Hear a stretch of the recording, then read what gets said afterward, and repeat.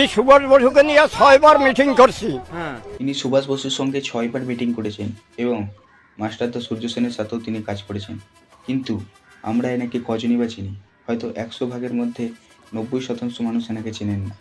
আমার বয়স 100 নয়। এই ভারত স্বাধীন করছি আমি, এই ব্রিটিশ পুলিশে আমার এই হাত পুড়ে গেছে। ব্রিটিশ পুলিশরা নেতাজির ঠিকানা এবং বিভিন্ন আগ্নেয় অস্ত্রগুলি কোথায় আছে সেটা জানার জন্য তার উপর অত্যাচার করে তার হাতটাকে পুড়িয়ে দিয়েছে। পুলিশ আগুনে হাত চেপে ধরে জিজ্ঞাসা করছে অস্ত্র কোথায় রাখছি, সুভাষ বসু কোথায় আছে।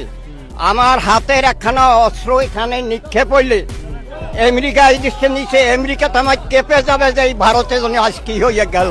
ইনি হলেন হরেন বাগচি, বাংলার স্বাধীনতা সংগ্রামী। তার গল্প আমরা ইতিহাসের পাতায় না পেলেও তিনি তার কার্যকলাপের মাধ্যমে বহু মানুষের মনে নিজের নাম লিখে গেছেন। তিনি তখনকার যুব সমাজকে জাগিয়ে তুলতেন এবং আমাদের বীর বিপ্লবীদের কাছে আগ্নেয় অস্ত্র প্রচার করতেন। এরকম বহু বিপ্লবী সেই সময় গোপনে কাজ করেছেন এবং নিজের জীবনও বলিদান দিয়েছেন। তাদেরকে শুধুমাত্র আমরা জানি না ইতিহাসের পাতায় তাদের নাম নেই বলে, কিন্তু সেই সব বিপ্লবীদেরকে আমরা কুর্নিশ জানাই। ধন্যবাদ।